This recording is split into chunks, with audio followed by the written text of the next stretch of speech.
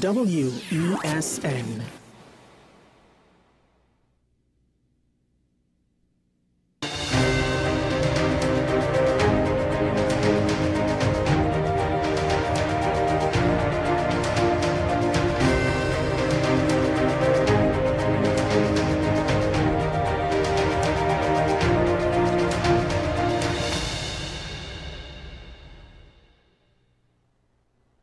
Well, a very good morning to you, and welcome to AM Prime on WESN Content Capital. I'm Ketan Shah, and thank you very much for joining us for this edition of the program.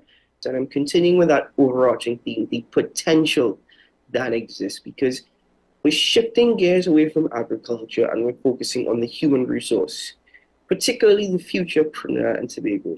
And we have been advocating, and when I say we, I'm not talking about AM Prime or WESN in particular. I'm talking about TNT has been advocating and been pushing. We're hearing the voices to try and get youth, steer them away from a life of crime, steer them out of that society or that mentality. There's a glorification of crime. There's a glorification of criminals, and it's happening. Well, I suppose the correct jargon to be using is alleged criminals at this point, ladies and gentlemen. I don't want to get myself in trouble with the law, but you do understand the points I'm making. So let's speak to one individual who has been advocating so fiercely for young people here in TNT, and not just advocating, but has also established a foundation, has established a program to try and help the young people harness their full potential. Please welcome me. Please join me in welcoming the Chief Executive Officer of the Roots Foundation of Trinidad and Tobago, Mr. Mtima Solwazi. Good morning, sir, and welcome to AM Prime. Good morning, and thank you for having me, and pleasant good morning to your viewers and those who are probably listening online worldwide on your stream and stuff like that. Indeed, sir. Well, thank you very much for joining me on the program. You're very much familiar to WESN. You've been on the spot many a times before. But Mr. Solwazi, thank you indeed for joining us. And I want to start, though, by speaking a bit more to who you are and a bit about your background, because you have quite an interesting history. You yourself faced a lot of not so good, a lot of negative. You yourself were involved in a lot of negative and practiced a lot of negative, but you found your way through. You haven't been afraid to speak about your past, and you've also put that into context in trying to show young people exactly, what they can do or how they can get out of it. So let's start by speaking more about who you are and your background. Okay, well, as mentioned, I am Mtima Solwazi, the founder of the Oral Tradition Roots Foundation. It's an NGO where we focus on using the oral traditions with an emphasis on spoken word poetry as a catalyst for social change. Now, as cliche as this may sound, we actually give young persons that space, and when we say space, a safe space, and we don't just use words because they sound nice and fancy. We actually create a safe space where young persons can express their lived experiences and social realities, right? So we have been around since 2005. That's when the foundation, well, we started as a newsletter, but the foundation started in 2009 because I realized there was more we can do, right? A bit about me, I have had a somewhat challenging youth growing up. I've seen violence literally on our doorsteps, lived Belmont, right, on Leon Hill, grew up on Belmont on Leon Hill, then moved to Maloney Gardens. And due to circumstances, I would have probably gotten involved in activities that may not be so pleasant to some of your listeners. And hence that is why I really dedicated my life, because why I was given a chance. I have spoken to former commissioners of police in the past And in particular one, when I told him, stop calling people cockroaches, right? You cannot, and I use the term, you cannot refer to us as a cockroach. Because based on your definition, then probably I was a cockroach, right? And when you label person, I mean, know about all these theories, labeling theory, this theory, that theory, you alienate persons, right? They don't feel as they are part of this society, right? And for me, I was given many opportunities which I took, right? And one such major opportunity, a turning point in my life, was attending Serval, right on the Beetham Gardens. And that was where my life started to turn around, because why? I had a space to speak. You know, the adolescent development program is about speaking, so I had a chance, and I could talk. I like to talk, right? To talk and share my experience. And then I was doing public speaking with Mr. Alderson Josiah. So now, you're not just speaking, you're writing.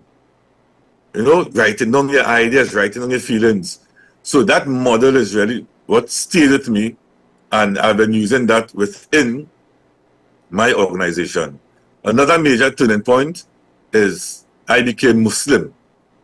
And based on what people see on YouTube and all these different numbers being called now, 6, 7, 8, 9, I say, how Islam changed you? Yes, because it gave me now a true purpose in life, that I am not just a cow to eat grass, give milk, and then be slaughtered for meat, right? I have a purpose where I could serve humanity or serve God through the service of humanity, right? And with those two things is what I built my organization around. A lot of young persons working with me between 20 and 27 years old, and I give them that opportunity to lead. I give them that opportunity to share their voice. And you know, we do a lot of work. We go into places where people will tell you, don't go. Places that making advisories for foreigners, don't visit, right? We engage with schools that are labeled high-risk schools, right? And, you know, I have so much to share with you all. I know this time is limited because we try to address huge... Mr. Solwazi, I would encourage you to share it with us. Time is with us this morning. You know, so, yeah, so that's basically who I am, what I've been doing for the past many years.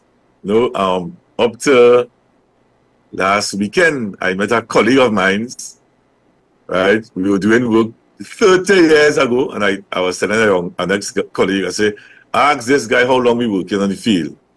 And the guy said, about 30 years now. So it is 30 years on the ground, not behind a laptop. You know what you've spoken about is the power of words and the power that voices have. You've also spoken about the power of faith, which we will get into later on. Before I dive into those two particular topics, though, given that you were once deemed an at-risk youth, but now you've turned your life around and you're working with at-risk youth. You're working or you're advocating on behalf of at-risk youth. Do you ever find it difficult to speak about your circumstances? You seem to be quite open this morning. Is that something that is challenging for you to do quite often? So in the past, I had some hang-ups because my uncle told me years ago, I was about 17 years old, and he said, Trinidadians are deep sea divers. I said, Uncle, what do you mean? We like to dig up people's past. Yeah, so we like to go down in the ocean and find out things about people and like use it against you. So I used to try to be invisible about my past in the earlys. And then, you know, you will go to workshops and persons will ask you, if you could have spoken to your 16-year-old self, what advice would you give your 16-year-old self? And I said, live your life. Because I realized the experiences I had or what I went through during those years helped shape who I am today, right?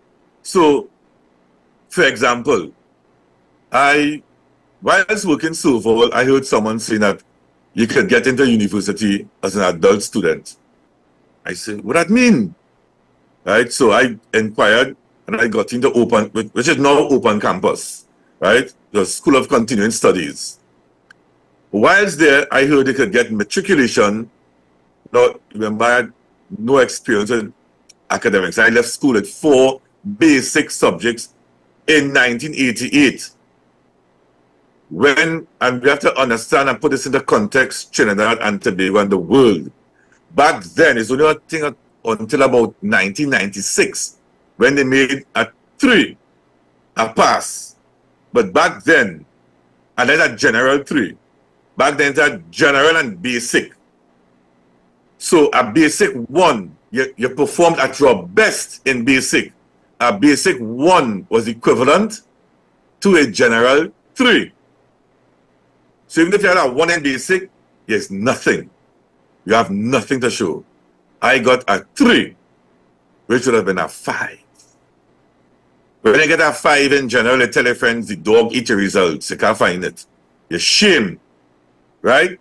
So we have been setting us up from a long time, Is that now youth being set up, We have been set up from a long time. So I was not a correct education. I didn't care about academics. But going to Silver helped me to develop or grasp the concept of who am I. So I decided to go back to school. At UWI, I did psychology major, right? I wanted to do a double major, psych and source. I was getting licks because, again, this is something new to me. Yeah. It's only when I did my minor in source and criminology that I started to shine in the criminology class, because I'm the only person in the class who knows about crime and police and my lowest mark was an A. It's only A plus. Yeah. So if I didn't have I'm not advocating here, get involved in a life of crime and go and do criminology as a degree. No. That was my past. It's only until I embrace my past and realize, hey boy, Mtima, that is who helping you be you today. Hit them for 6 in criminology, right? So my past helped me to do what I'm doing today, right? I go into any community, right? I engage with young men and young women, with the community and the whole, right? And as I've been told by some young men in certain communities, your eyes see a difference. I don't know what that means. I tell them in my heart, thanks, Well, Mr. Solwazi, we're going to pause on that particular point. We have a lot more to get into this morning as we focus on community development, yes, particularly in respect to steering young people away from a life of crime. But I thought the foundation for this conversation was to understand, that you were once in that position, you were out of it, So let's take a quick break here on the program, and when we return, we're going to continue with this conversation. Stay with us.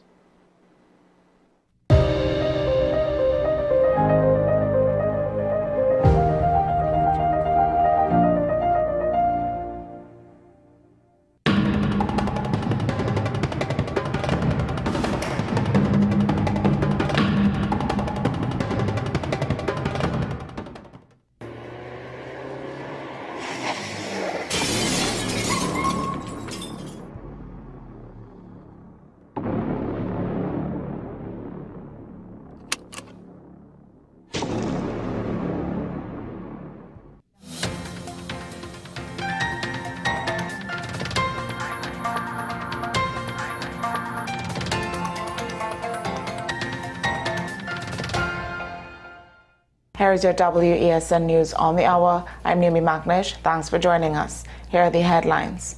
Steel plant to replace Columbus's ships. 3 held with stolen construction materials.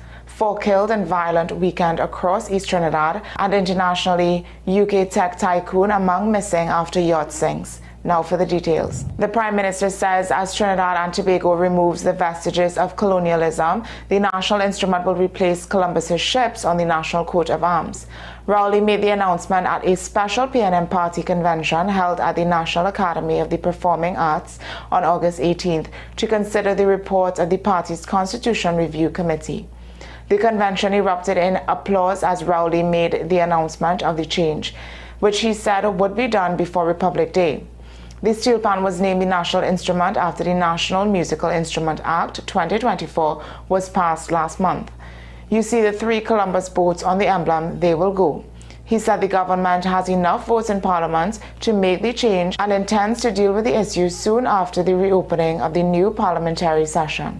3 men were arrested and a quantity of stolen construction materials recovered during an anti-crime exercise conducted in the Arima district on Thursday, the 15th of August 2024. A joint exercise was conducted between 10 a.m. and 2 p.m.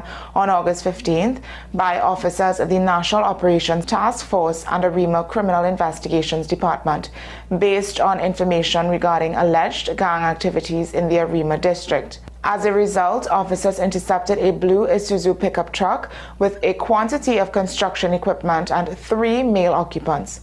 The 3 suspects, ages 22 to 30, all of Arima, were arrested in connection with the find. Investigations later revealed that the materials were allegedly removed from a compound owned by a contractor. The victim subsequently positively identified the material as belonging to him. Investigations are ongoing. 4 people were killed in separate incidents across East Trinidad between August 17th and 18th, marking a violent weekend. Early Sunday morning, 2 men identified as Lucas and Salandi were gunned down on the Boodoo Highway in Sandy Grande. Residents heard gunshots around 3 a.m. and discovered both men lying in pools of blood. Despite efforts from police and paramedics, they succumbed to their injuries. Around 2 hours earlier in Valencia, a private hire driver, 46-year-old David Best, was shot dead on Kangali Street. 2 others, a 41-year-old man and a 30-year-old woman, were injured in the attack. The assailants, dressed in what appeared to be police and TNT regiment uniforms, opened fire on a group attending a wake before fleeing the scene. In a third incident on Saturday evening, the bullet-riddled body of 35-year-old Jamil James was discovered in bushes off Westmore Road, Mover. His vehicle was found nearby, also riddled with bullets. Police are investigating all 3 incidents but have yet to establish a motive. Internationally, British tech tycoon Mike Lynch is among the 6 people missing after a luxury yacht sank off the coast of Sicily in the early hours of Monday morning. The 56-meter vessel was carrying 22 people, 10 crew and 12 passengers, including British, American and Canadian nationals. Emergency services rescued 15 people, including a 1-year-old British girl. Local media reported the yacht sank after encountering a heavy storm overnight that caused water spouts or rotating columns of air to appear over the sea. Mr. Lynch, known by some as the British Bill Gates, co-founded software company Autonomy, which was later bought by tech giant Hewlett-Packard for $11 billion. Well, that's news to the hour on WESN. I'm Naomi Macnish. Thanks for watching.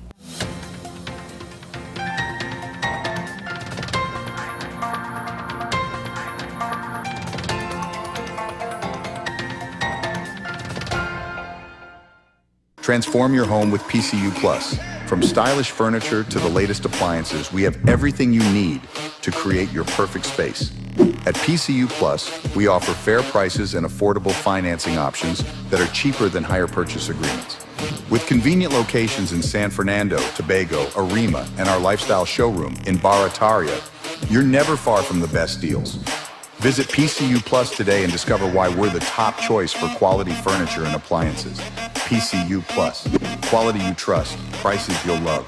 Visit one of our locations or find us online to start transforming your home today.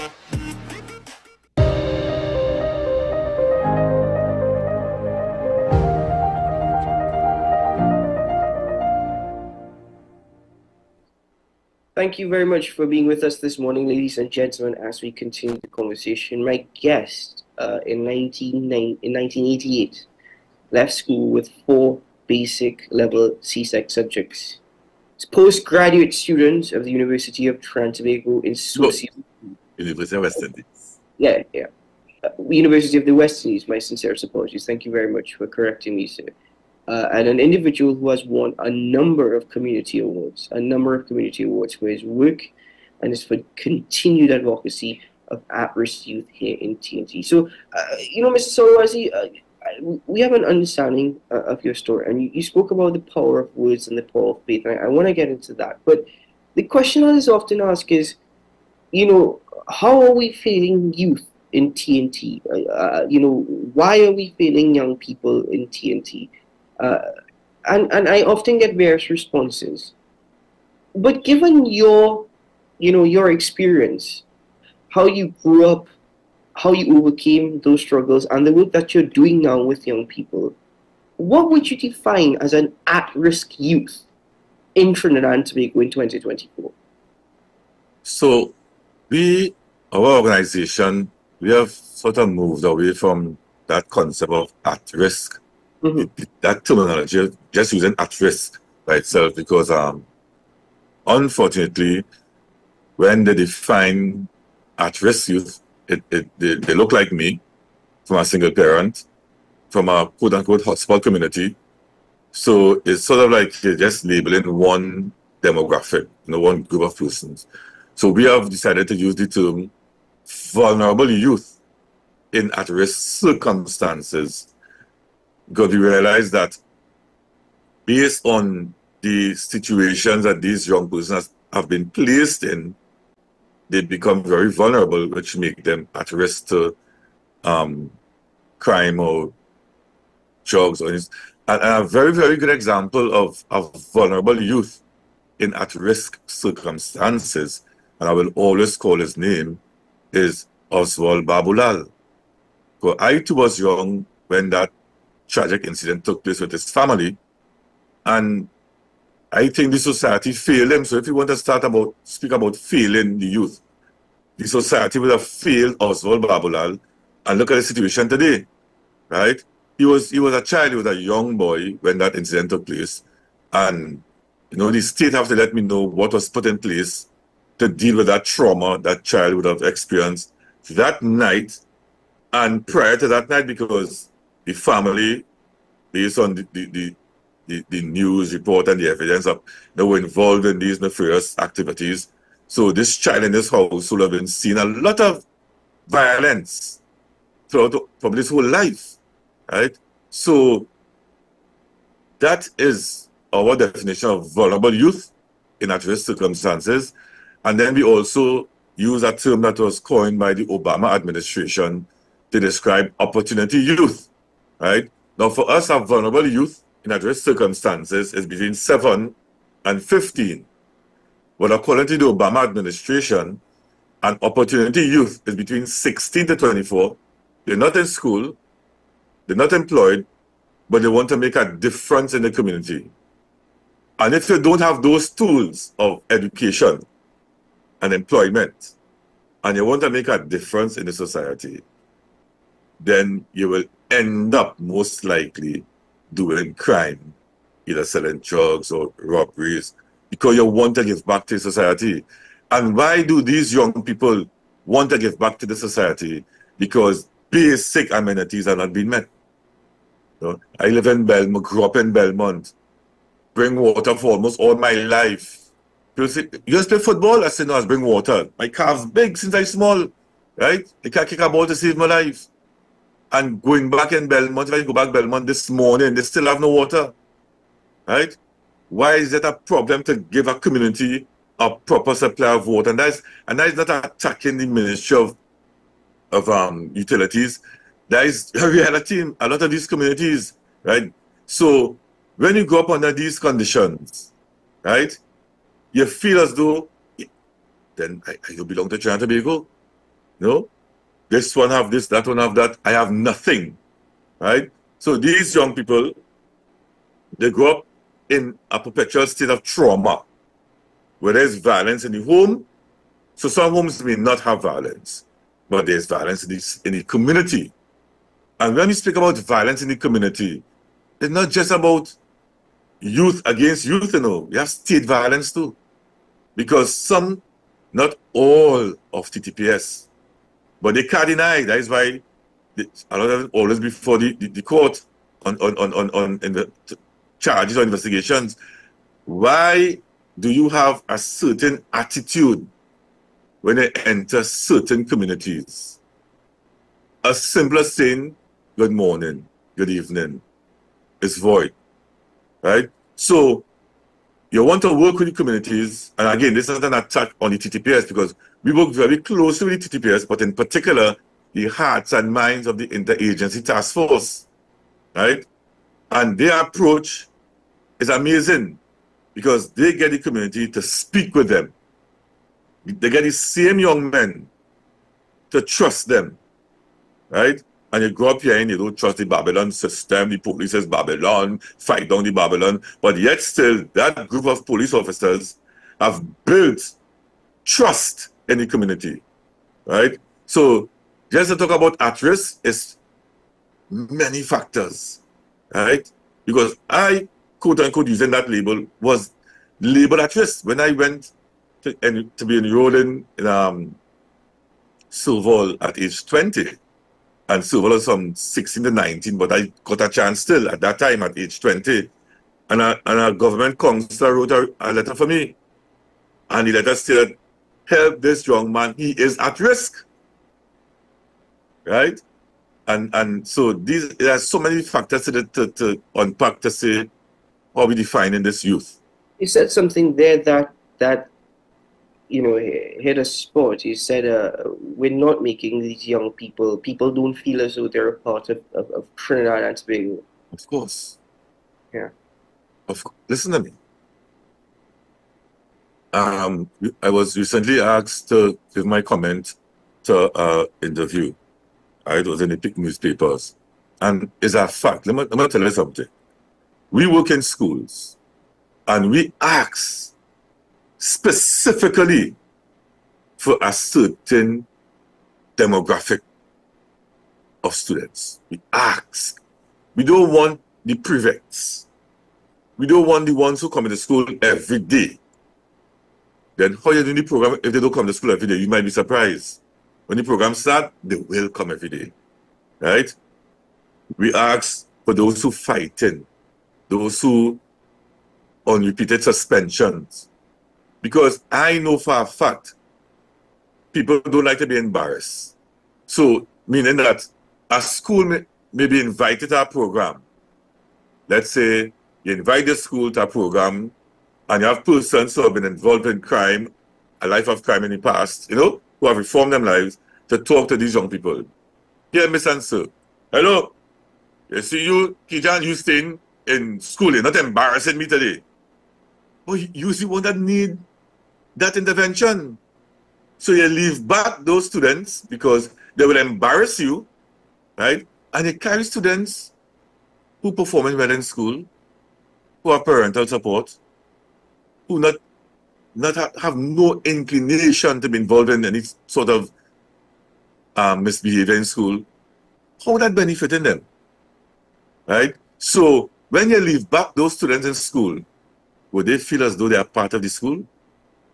When you have a program, right now, I really admire the Ministry of Youth Development for all these programs that they have out. But I would really like to I would like to see how it is really rolled out if those guys and those girls who I believe those programs are intended for are actually reaching those programs, or the programs are actually reaching them. I know the Ministry of Sport and Community Development have a program called Empower, and that target audience, yeah, I am a part of that program. I see them, I know them. So she have managed to reach that group, right? But we have to reach them and make them feel as though, hey, this is not just for you, you know, because we feel like you're in trouble. This is for you because we want to help you improve your life. And we always have this caveat for our young people: give back. You have to give back to either your school or your community. So I wonder if this is a much bigger problem than we truly understand. Because the argument that you're making in suggesting that we are not making young people feel as though they are a part of society, you're recognizing, in respect to social structures, the role youth have to play. You think that is why a lot of young people may tend to shift more to gang culture or gang affiliation, because they feel they are a part of something, because they feel as though they have a purpose? Number one, Mr. List showed us that in his interviews. You heard those young men speak, right? Let us unpack this thing real carefully here today. Mm-hmm. All we saw, all some of us saw, was the big guns. Oh, they were walking into the guns. Did we really hear what they were saying? Our voices. Did we really hear the pain in some of these young men's voice? You know, it's really hard to remove the sight of a gun in your face to listen to what the person have to say. But that's how they feel strong, have the gun in their hand. But listen to them. They're crying out. We don't hear the cries. Let me tell you what a gang does really give young people. And not to quote all these theories and then, but they give them a sense of belonging. Eh? We know that. That basic theories, a sense of belonging. It gives them a sense. I always give this example. You're outside playing football. So both of us are siblings. Mommy put out food on the table. For both of us, and have chicken in the plate. For both of us, all they coming for the food. I say, just mommy, the sweat going good. You go on in. Eat your food. I eat my chicken. I eat my chicken. When I come inside now, my chicken and my plate gone. You're responsible. And you like sweat more than food? That will never happen on our block. Let me show you something. They'll be smoking a joint. Any amount of them. That joint will come down to a funk. And a man saying, hey, you can still get a drag. It will come down to a nut. Now somebody might say, are you making an analogy between food and drugs? I'm making an analogy between somebody sharing. You stole my meat, eh? You stole my meat, boss. So you're a thief, right? I'm making an analogy of somebody sharing and making sure everybody still gets something. You could put $1 in a pot on the block and eat 2 pieces of chicken, 2 pieces of fish, and you only put $1. Eating the same amount as everybody else. Because people make sure you have. I passed a certain community night before. And when I was leaving, one of the leaders in the community, he said, drive safely, reach home safe. And I smile, boy. I say, wow. Look what that man saying, drive safely. Because look at, you have a lot of accidents. And then reach home safe. Right? So, we have to understand that dynamics that takes place on that block. And how now do we engage them and present what we have for them that will benefit the society. Because once you get these young men, in particular the young men, girls to it, because we see what happening right now, but once you get these young men in order, half the work finished, you know. There are some other things to deal with that I'm telling you is a lot to unpack, because we can't have people who are supposed to enforce the law or protect and serve with pride engaging in nefarious activities also. So that is a whole different conversation, right? Then somebody say, oh, what about the borders? I'm not dealing with the borders. I'm dealing with it on the street. How do we get these young men and women to feel I am a part of this society? Because this is for me, not because I give in trouble. You can't when we bring a program in our school and the students come into the class, first thing they do, they watch around. But sir, there's a class of troublemakers. My response is, are you a troublemaker? I don't really get trouble. And then why I feel is a class of troublemaker? Because they look around and they see people who get in trouble. But when the program start, they realize, nah, boy, they're not really about getting trouble, you know. It's about me, you know. And they stay, they enjoy the program. So we have to make them feel as though you are part of this school, you are part of this community, you are part of this country. Are their voices often lost? You know, as I said, the power of voices and the power. Yes. And all you want to know is where Christmas this went and who we talked to. We want to know what them fellas really was saying, you know. Yeah. There was one video where the guy talked about, you know, if there is some opportunity to go put on a gun. You know, did we hear that? Or we saw the gun in his hands when he said, I'll put down my gun. Ooh, look at that big gun. Did we hear he said, if opportunities come to us, and then somebody might go, boy, Mtima, boy, that's just talk. Opportunities just come to them and they don't put on the gun.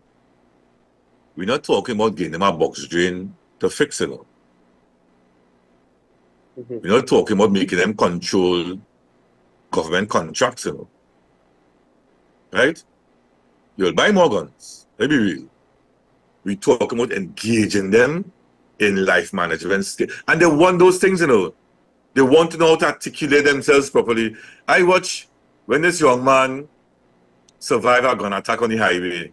He got a lot of interviews all outside the country. And I watch most of the interviews. And I say, oh boy. You know, he could sing, but he can't speak. You know? But not him alone. I watch athletes, some athletes, you know, well good athletes, but they can't give a proper interview. Right? So those basic, simple things will make a person feel empowered. And that's why we use this spoken word poetry. Because when they write how they feel, it's like, yeah, boy, I write that. Tell me about the success of your program and the success that you've experienced through your program. So when we engage young people, so we had so last week we had our Cascadoo Spoken Word Festival. We celebrate 12 years of this festival. Every year we go to St. Jude's School for Girls, and which was YTC, which is now YTRC, right? Whilst you at YTRC, and we told them to, you know, we did our introduction, engage them in literary devices and stuff like that. We told them, it's time to write now. One time, so I can't spell, so I can't. Say, hey, we're not on that.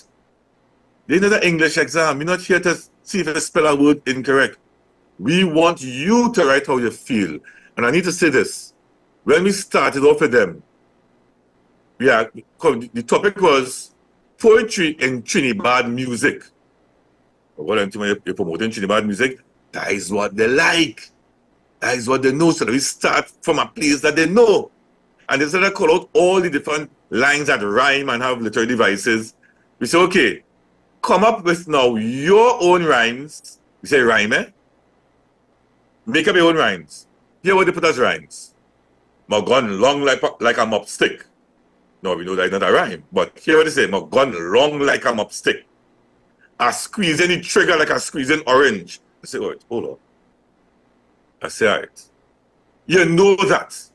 You're comfortable with that. I want you to challenge yourself and come out of that comfort zone and try something different. If you will permit me, I want to read one of the poems that the young men wrote. If you will permit me.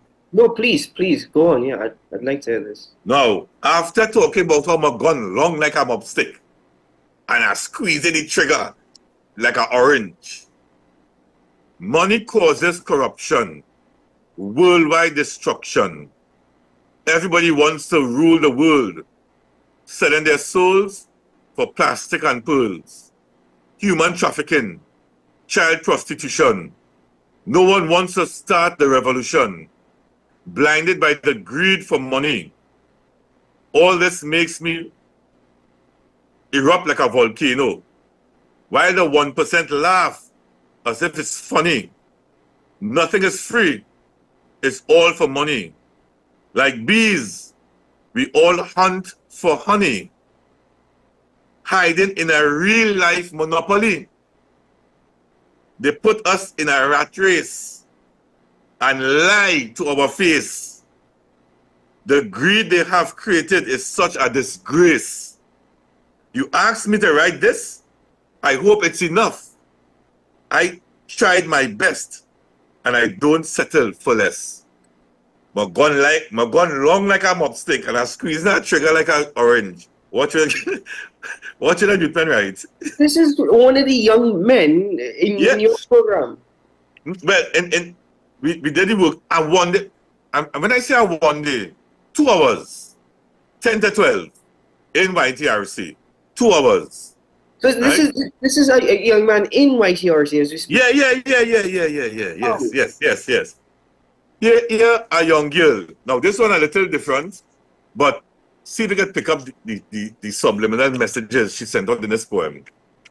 She wrote a love letter to food. Dear food, oh how I love you so. When I'm hungry, you make me feel so good. I never want to lose you because you are my Caribbean food. You're my Caribbean goods. You make my tummy get butterflies. Even when I'm asleep, you tickle my nose from a mile.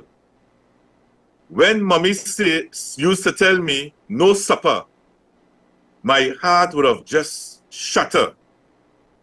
If food wasn't something on God's plate, I feel like my destiny would have never been fate. There are some people that don't get to taste, but I promise you all, but I promise you, all they have to do is have a little faith. You come in big packages, sometimes small, but when you come, you make me want more. You're like my yin to my yang. You're like my stars to my sky. You're like my shine to my sun. You are the beat to my heart, the blood vessels to in my body. Most importantly, you're the lifeline when I'm dying. There's nothing we can do without you. And that's why your name is food. Wow. This is St. Jude School for Girls. Again, 2 hours, 10 to 12. 2 hours, 10 to 12. 2 hours, which is not a lot of time. With a class of 20 plus students. Brings out a lot. Everybody wrote, but I can't read all the poems today. Everyone wrote. Everyone. Wow. Mr. Solwazi, I mean, I thank you very much for what you do, but I think 2 hours is not a lot of time at all. You brought out, you brought out like a sense of truth and being. And even as you said, it's subtle messages, but speaking about food. Yeah. And you know, and in all these things, a lot of people think when I have to do spoken word, or nobody thinks about doing something uncharacteristic like a love letter to food, but it's amazing messages coming out of that. Just some people don't get to taste it. Yeah. Right in this country, some people hungry, literally hungry, and she said that, you know. Yeah. So it's about giving them, because we made them feel a part of our organization, because they're already in an institution. Whatever you want to label it as, it's not a person, but they are restricted in their movements, right? And there we came into their space and made them feel, hey, you are now part of Roots Foundation, which is something outside of the institution. So everybody wrote and they were so happy and come back again, come back. You know, everyone. There was one young man up there. He had his head down all the time. I went to him and said, are you okay? Yes. No, just like shrug a little bit. I said, you want water to drink? No. So I gave him the paper and the pen. I said, you need to write something. And he drew something. And I said, hey, very good. Because not all of us could write. Yeah. You hosting this show, there's somebody in the technical room, you know. Yeah, I can't do it. Oh! I can't do it. I can't. In fact, I'm in awe and amazed at times when I see how these guys work. It's amazing. So which is why when you said he drew something. Yes. You know? Yeah. And put his name. I said, Very good. I give them a bounce. Because again, you have to reward them. And people feel reward is always money. Hey, all of the business people outside they money important. They only know money important. But reward is not always money. A bounce. I give that youth man a bounce. And he smiled. Because you know why? He know what I mean. Yeah. He know what fist touch, you know? That mean, yeah, boy. No? Yeah. I really trying to say is one of we. Well, Mr. Solwazi, listen, you said it yourself. There's a lot of this that we can't expel in just one program. So I think I'm going to have to bring you back later on this week because relating to them is a huge part of rehabilitation. But apart from that, you spoke about even the police and how police are now building trust and how those relationships in itself are helping the cause. So we're gonna have to pause it. But I'll tell you what, you're gonna have to bring another 2 spoken word poems or even that drawing from that young man with you when you come back on later this week to continue this conversation. Yeah. No so problem. Thank you very much. Thank you very much for joining me on the program this morning. Thank you very much. Thank you very much for having me. All the very best. Take care. Same to you. I think, ladies and gentlemen, in having the opportunity to have this discussion, you always have an expectation of the answers. You always have an expectation of this is what's coming because of what you've grown so accustomed to hearing and learning. And this interview just blew my mind this morning. This interview really blew all those expectations out the water because it spoke to relating to these young people, to understanding what they know, to understanding what they've learned, to understanding what they realize, but translating that into something positive. Understanding and recognizing their potential and what they have within them, giving them that understanding that their voice is not lost, that their voices are heard. And look at those 2 spoken word poems. And by the way, something just, Mr. Solwazi told the individual, you have to write something. And he drew something. And Mr. Solwazi gave him a bounce. Many teachers will frown upon that. You're not following instructions, you're not listening, you're not doing that. Maybe that in itself is where we need to start understanding and realizing one size doesn't fit all. Ladies and gentlemen, thank you very much to my guests for joining me this morning, and thank you, the viewer, for making AM Prime what it is. I've been getting messages, I've been receiving emails, people sending in their thoughts, people sending in constructive criticism. Please continue to send it in.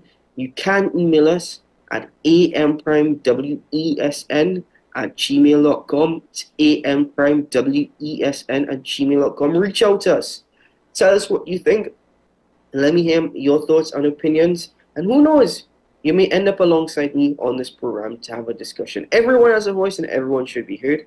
So please contact us at amprimewesen@gmail.com, or you can just call us at WESN 628-5835. Reach out to us, ladies and gentlemen. Thank you very much to my dream team in Milewood, and of course the substitute, Mr. Joash Alexander. Not really a substitute, by the way. He's really behind the doors in every aspect of WSN, making sure that we are who we are. To the entire team at WSN, thank you very much. Ladies and gentlemen, I'm Ketan Shah. Today is a good day to have a good day, and I'll see you again very soon. Bye-bye.